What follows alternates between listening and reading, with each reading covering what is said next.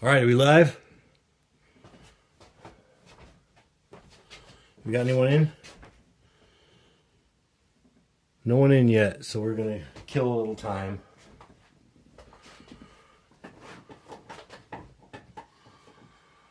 How's it going? Dave here with FMX, and I just wanted to do a little quick live stream chat with y'all because, oh man, the last couple of days have been a little bit crazy busy for me. Haven't really had the chance to put in the work that I would really wanted to in my channel, but I'm gonna catch it up this weekend. I usually don't work too much the weekend. So let's see, are we getting any people in here yet? It's just, I know we go in the public, so we got at least one. Okay, cool enough. I guess if more people join, they join. Oh, okay, we got the alcohol here. Got our cleaning supplies. Got our new little dab rig. Okay. Got this from Fat Ass Glass. It advertised as a 6-inch dab rig, which when I saw it and pulled it out of the box, I really did not think it was 6 inches. And it isn't quite. It isn't quite 6 inches. It's about 5 3/4 though. It's really close. So that's what I'm going to be hitting out of today. Let's go ahead and center the banger on the trusty old camera. Okay.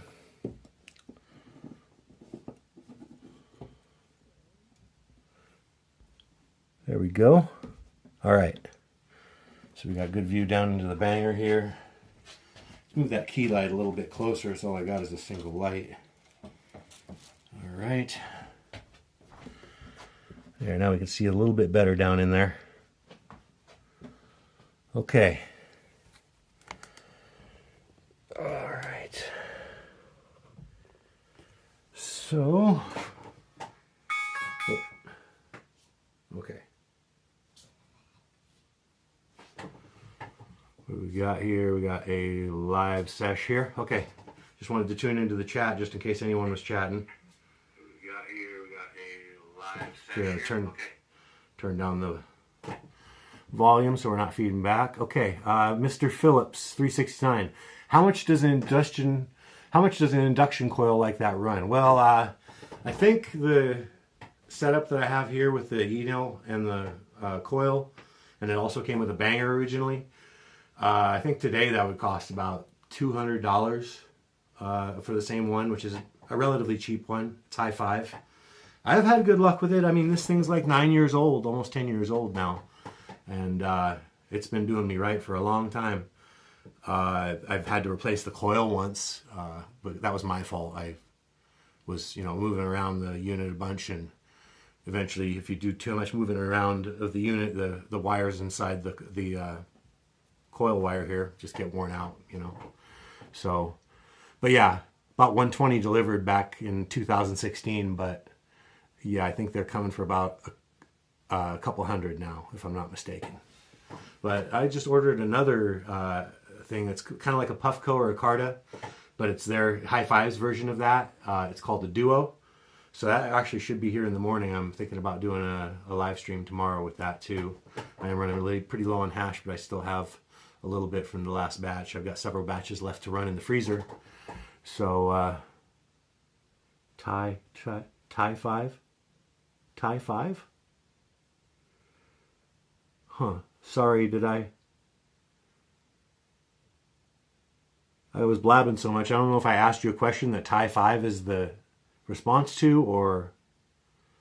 But anyway, yeah. Thanks for joining me on this live stream, Mr. Phillips. Oh, we got 2 now. Look at that. Oh, right. I'm monitoring this from my girlfriend's.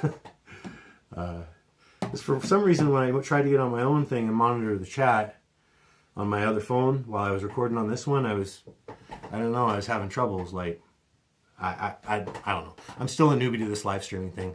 Plus, I think I'm a little off. There we go. Let's point that more like that. There we go. Straight at me. Okay. All right, well, shoot. Looks like we're not going to get any more people. We got a couple, at least, other than myself here. So let's go in on a dab, shall we? Let's see here. If you want to, you guys can leave down below in the comments whatever you might be currently dabbing on. session with me here. Okay, let's get focus on that. Okay, so first off, let's take a look at our product here. That's some beautiful stuff right there. That's the first wash, full melt from the last batch, just the last dab or so of it. It's a pretty fat dab, but I'm thinking I'm just going to take it. So let's go ahead and go in on that. Brand of the e-nail. Oh, High Five, High Five. It's High Five, not Tie Five. Yeah, sorry. I feel like sometimes I probably could speak clearer, at least according to what voice to text thinks I says. Oh my gosh. You guys ever have that frustration of trying to type with voice to text? Like, I feel like this should work better, or at least should get to know the things I say better. All right, so let's go in on this one. Wash 1, 159 through 73, sugarcane 5. This is a good 5-star, maybe 5.5-star full melt product here. Let's just go in.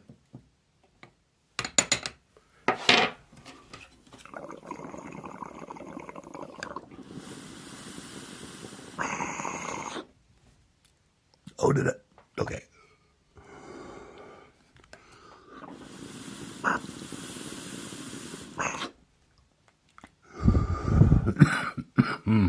I like the chug of this piece. It definitely percolates way better than my other Lily rig. It's kind of small and hard to hit a little bit, but especially when I'm trying to record. But one more. Guys, I wish you all could taste this. The flavor here. Oh boy. The flavor here is like, it's like Christmas. It's like those really soft Christmas cookies with a bunch of frosting on them. The frosting is like real creamy, good frosting, but with a tiny hint of mint. So like right up front, you just get lambasted with the frosting flavor. Tiny touch of mint. And then on the back end, you get a little doughy cookie type thing going on. And oh man. Whew. Just delicious. Okay, I better get this cleaned before that stuff starts to set onto the banger. All right, hang on just a second. So you just take a little alcohol soaked paper towel. Just the tip of the towel is soaked with alcohol. Oh, got to be careful with this one. I had to coil the wire up because this one wants to tip over if you just leave the wire hanging. Like the wire's enough to pull it over. If you coil it up and set the wire down like that, it stays pretty darn stable, but still I've got to be more careful when I'm cleaning it than I do with my other rig. Okay. I would clean it on camera, but there's not much room between the camera and the rig when I point it down there at it, so. But all I'm doing is just taking that paper towel strip, that kind of, with the alcohol soaked on there, it really picks up the solid particulate really well. Then I just take this double swab and I put alcohol on one end, wipe it down one more good time, make sure I get any little remaining particles, and then just take the dry ends and then at the end of that, I mean, you got your Turk Pearl, your banger, everything. Let's take a look. Really clean. See? Looks just like before we took the hit. So a lot of people say hash doesn't dab well. Those people don't have access to good hash. If you got good hash, it's only a little bit more cleanup than dabbing after BHO. So there we go. All right, let's see what the comments say here. All right. Looks fire, bro. Hey, thanks, bro. And growing at the beach. Appreciate you joining on the live stream. So it's hooked up to a whole ass PID 10. Yes, yes, it is. Yeah. I'll try not to. I don't know. I don't want to. Last time I just held up the PID on camera, but like I said, right now, the coil of the e-nail is coiled up a certain way because if it's not there to support the weight of this unit, this recycler will tip over. So otherwise I would show you the e-nail. unit, but it's a pretty good size piece. It's bigger than most e-nail PID units I've seen, but it's just a basic unit. I got it set to 480. So growing at the beach. What are the terps? Oh yeah, definitely, man. The cookie isn't as pronounced as I've had like in some straight up Girl Scout cookies. The cookie is like a background note. You taste the cookie after you get slammed with the frosting, and that's kind of wearing off. So I gotta boil my banger tomorrow. Oh man, don't let your banger get to the point where you gotta boil it, bro. Don't do that. Keep it cleaner than that. Okay, I'll give you some cleaning tips, bro, for real. For real. And you gotta do low temp. I mean, some people gotta do a little bit of a high temp. Don't do too high temp, is all I'm saying, because those terpenes can react bad at certain temperatures that are really high. So just be careful with that. But yeah, I try and make sure that my friends all have as clean a banger as possible. That's just one of my things. All right. Yeah, I love dabbing. I love dabbing the hash too, man. It's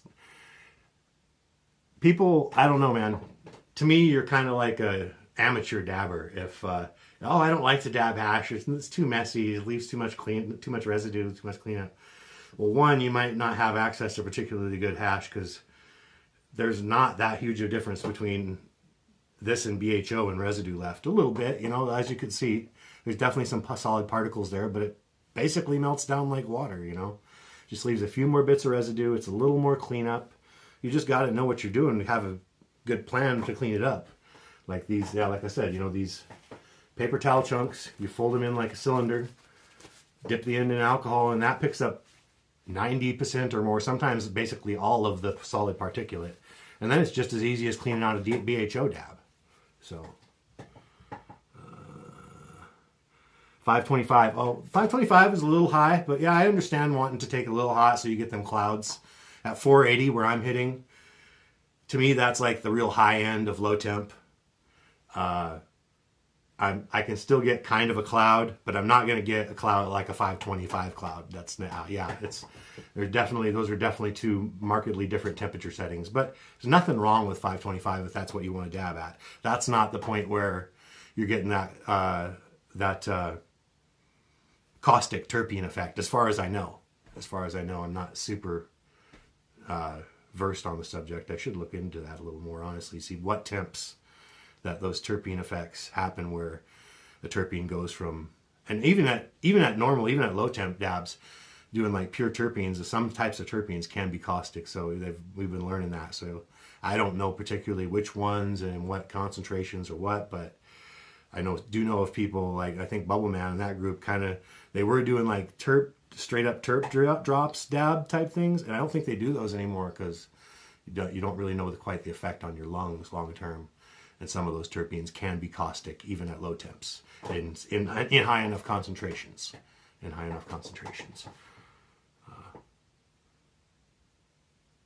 Right? Yeah. Get that sucker clean. I know what you mean, man. Sometimes I almost feel hesitant to share my cleaning routines, especially my old cleaning routines. Like right now, I mean, I've just done like, I don't know, a dozen dabs out of that since I last cleaned it.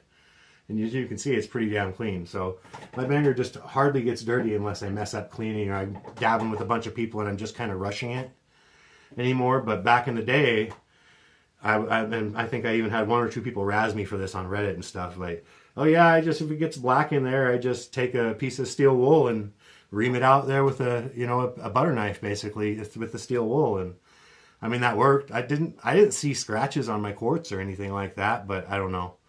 I wasn't really, as long as it didn't affect the way it dabbed or the way it looked, I wasn't really giving a shit. But some people were like, whoa, bro. So. Ace from Vape Vana. It's a ball vape with a banger. Oh, you know what? I've heard about these ball vapes a bunch, but I just haven't ever looked into it. I honestly don't even know what a ball vape is, bro, but I know it's something dope. That's cool.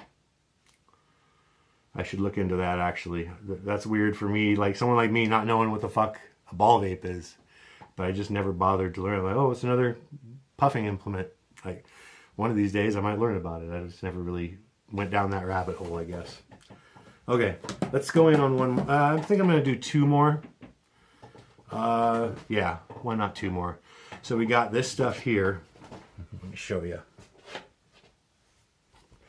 So this is the same batch. This is wash 4, where it's starting to get a little more contaminated in the wash. Whoa! My, hold up. Scaring me here. My tower there was being pushing downward. Just slam into the banger at 20 miles an hour, jokes. All right. Okay, this stuff here. So this is wash 4 of that same batch. A little darker, still very melty. It's going to leave a good bit more residue, you're going to see for sure. But I mean, even at this, which is like in the 4 something star range, it's definitely not full melt, which is 5 and 6 stars. But it's full melt adjacent. A lot of people would probably call this full melt. You'll see once I throw this in the banger, it's going to bubble. It's going to probably throw a few clear domes, but you'll also see it's going to leave a lot more residue than that last one. So let's go in on this last dab of wash 4. Pretty good sized dab here. Let's go.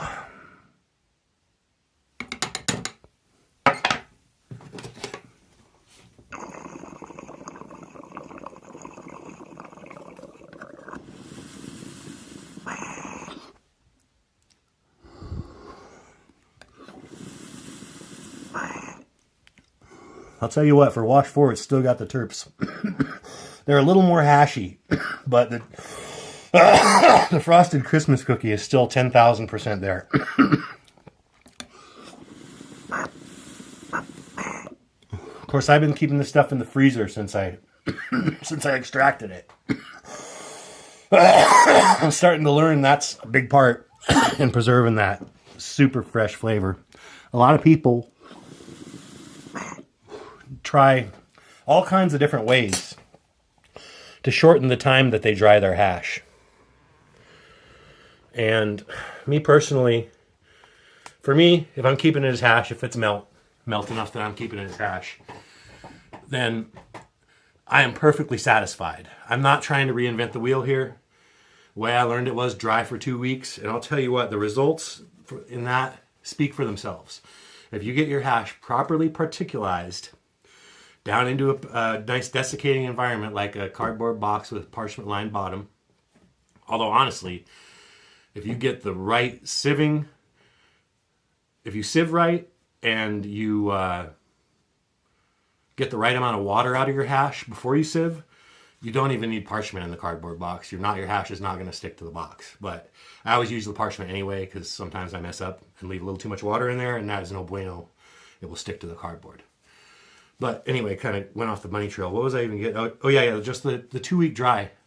Yeah, getting it in that properly desiccating environment and drying it for a full 2 weeks. It just works so well. It gives you such a smooth, full-bodied, like the experience, the puffing experience is like none other.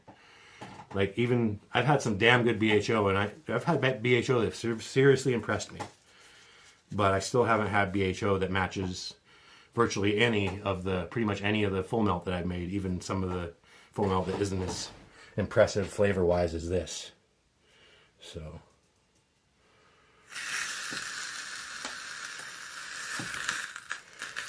All right. Probably going to do one more dab in a minute, but yeah, after this, I'm just getting some inspiration to go do a little editing. I'm going to edit a video for the Patreon. I already posted like a little over a week ago, and I meant to do it a week later for this one, but like I said, stuff's just been hectic lately. I posted a little over a week ago, hand-stirred large vessel batch, or the first half of it anyway, the first half of the first wash, on the Patreon with some tips and some stuff, and did a little editing after the fact. And yeah, I need to do that second half of that particular wash. So I'm going to go edit that after I have one more dab. But yeah, even that left more residue, as you could see, but just that one paper towel, and I mean, hardly anything left on the Q-tip. It's come out really clean. All right, let's check the chat here for a minute.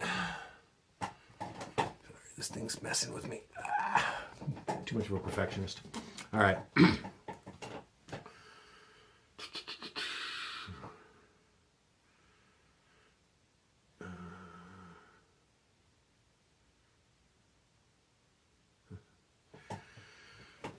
All right. Oh, man. No new chats, really. But, yeah, definitely hit the like. Thanks, Growing. Appreciate you representing in the chat, buddy.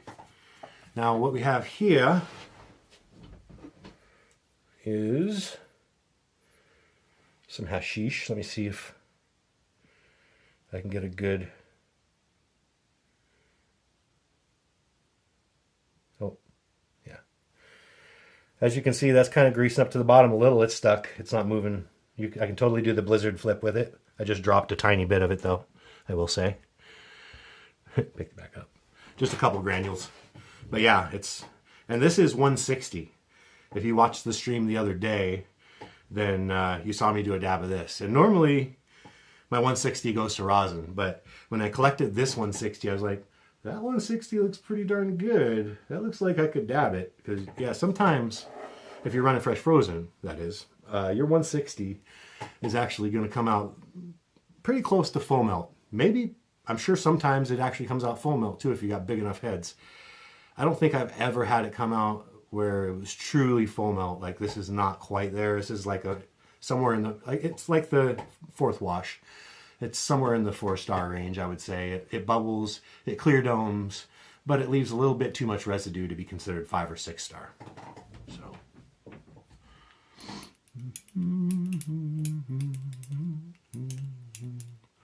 Okay. Let's see. Try and do a scoop on this one, because I still think there's a couple dabs left of this. So leave one in there. Okay. Yeah. All right. Okay.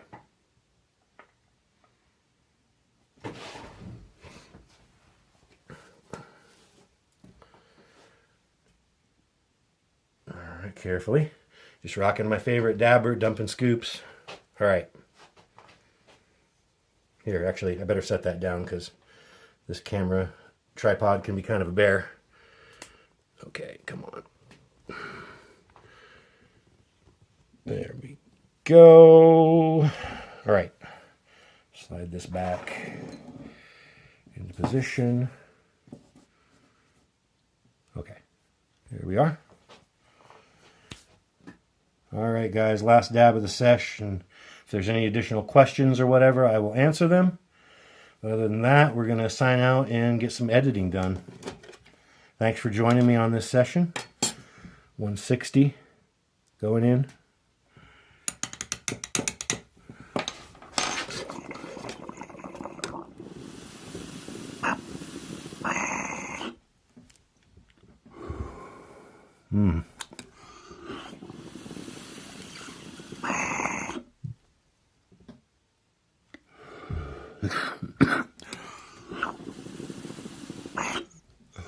Sorry, I forgot to let it bubble for a little longer so you guys could see, but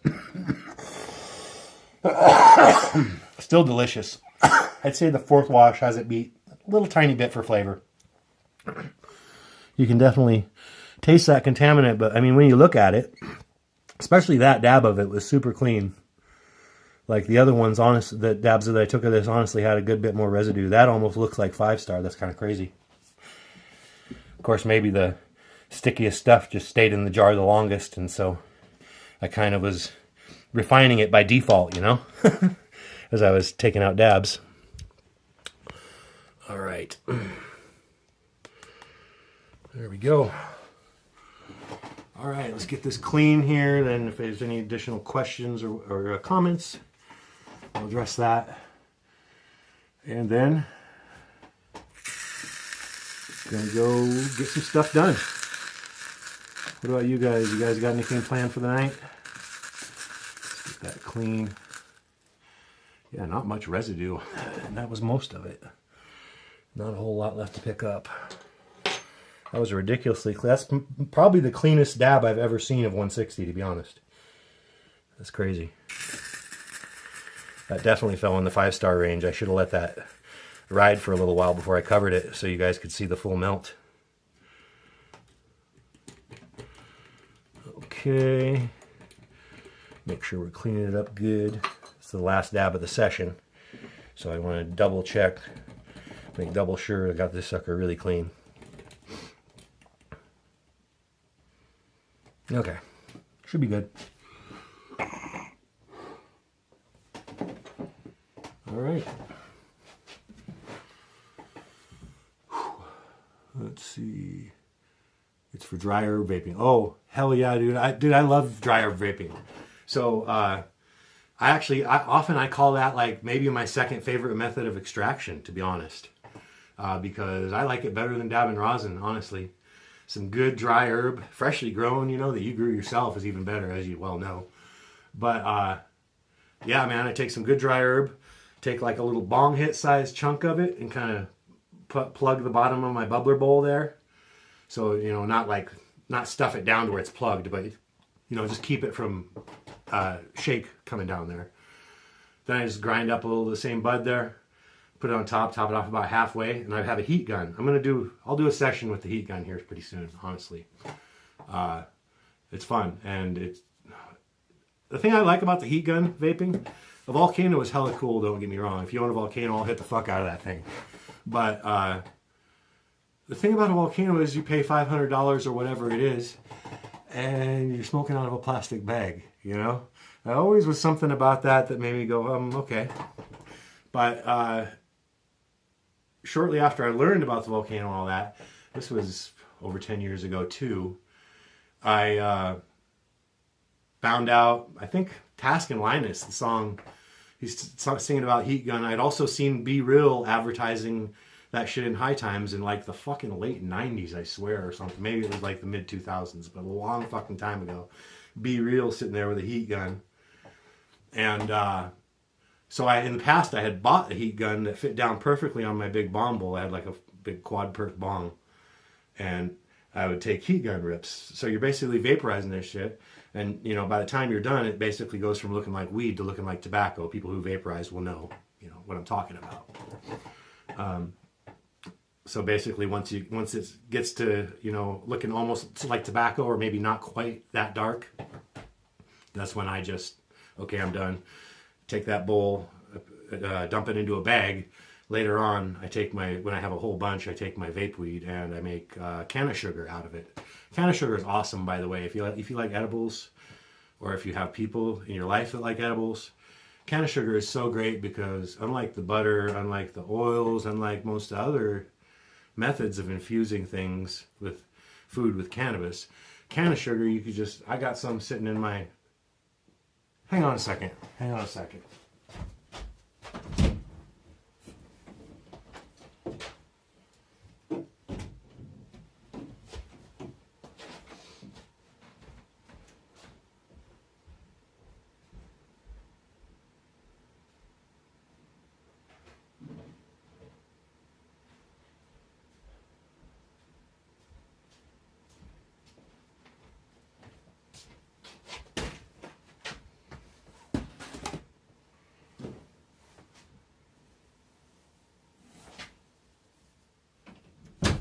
Okay, this is definitely a planned video in the future. I've always been planning this one. I take my scraps, which that includes a lot of different things. There's a lot of little scraps that people throw away in cannabis, and like, people laugh at me when I save the 25 hash. People laugh at me when freaking that because I keep the 160, and people be, I don't even keep the 45, I don't keep the 25, I throw out the 160. It's like, dude, does it make you cool that you waste a bunch of stuff? I mean, that cool, do whatever you want. I'm not dissing on the way anyone chooses to do their thing, but like, so many people act fucking too cool for school when it comes to oh, I run so much, I even throw this. You realize how many cannabinoids you're throwing down the drain, bro? You could make you know, this is what, I think this thing holds like several pounds of this stuff. man, with the stuff some people throw away, they could just make freaking containers and containers of this stuff, and it's good forever, man. Now, granted, can of sugar has its benefits and its drawbacks. The one benefit is, it's the way I make it is fully decarbed, so that's good. But, pretty much any edible thing isn't really that good if it's not decarbed anyway, so that's not some huge bonus. But also, just the way that it lasts for so long, you can just keep onto it, basically indefinitely, and it's going to be good. But in addition to that, though, you do have to be careful. If you're someone that's like really used to using RSO and just high octane edible person, you might take a lot to feel the effect of this, because I feel, at least for some people, it does process differently. I'm weird because I'm really sensitive to eating cannabis, but I also can take a lot. So, like a little, I can eat like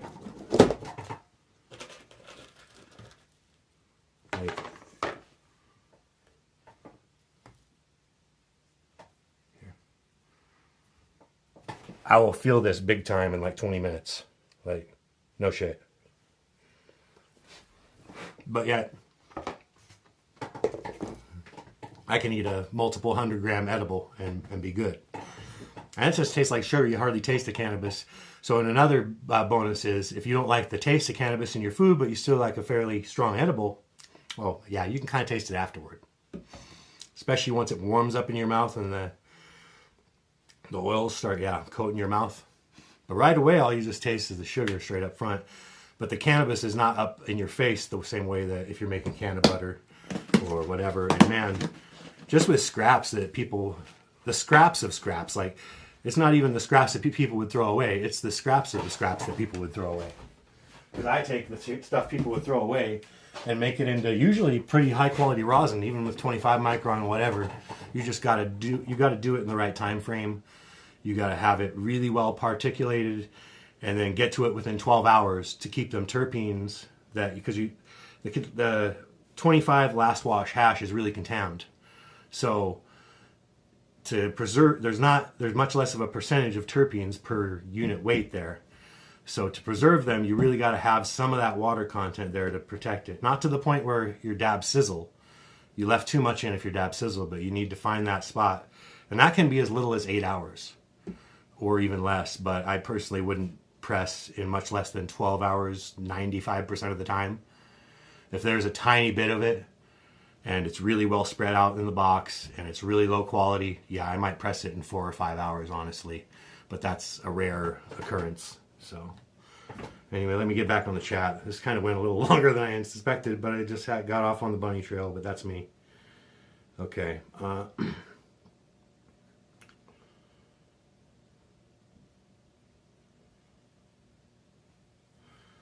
Oh yeah, man. I'll definitely share that method. It's super easy too. And you can make it with the scraps, and the scraps of the scraps. So I'm talking about rosin chips, both flour rosin chips and hash rosin chips. I clean my pressing screens off after I make full melt, because you get hash on your pressing screen. Clean that off with Everclear, like ethyl or 100% corn alcohol or whatever, grain alcohol, or 95 or whatever, however many percent it is. Clean all my hash gear off with that stuff. Preserve it in a jar, and then decarb it. And yeah, anyway, like, I won't go through the whole process now because there's going to be a video for that in the future. But yeah, it's real simple. It's not a particularly difficult process. Found my YouTube from a Facebook ad. That's crazy. I stopped doing ads on Facebook because I really felt they were super pay to play, which I get, an ad is pay to play by definition, but what I'm saying is, it felt like my content really didn't even hardly go out to my followers unless I paid for an ad on Facebook. So I kind of shelved that for a while, but I am back on Facebook. So if any of you are in here that are on Facebook but don't follow my Full Melt Extractions Facebook page, I am trying to get up to 100 on there, so that I can, thank you for reminding me of that, by the way, because yeah, I should be plugging that every time I go live, of like, hey, if you're on Facebook, even if you don't really follow Facebook groups that much, if you want to help me out and give me the ability to go live on Facebook, give me one more platform, then just go ahead and go on Facebook, like the page Full Melt Extractions, just like the YouTube channel, FULLMELTXTRACTIONS. So, yeah, if you want to, we already got from I think I was at a dozen when I stopped messing with the page, and after just plugging it a couple times recently, I went back and I'm like at 41, so shouldn't be that tough, honestly, to get it up to, I might even be up more now. I'm probably up 1 or 2 more, I don't know. But it might not be too tough to get that up to 100 now, so we can have one more platform to stream on if I want to go on Facebook, or for whatever reason it's not convenient to go on YouTube or whatever. Anyway,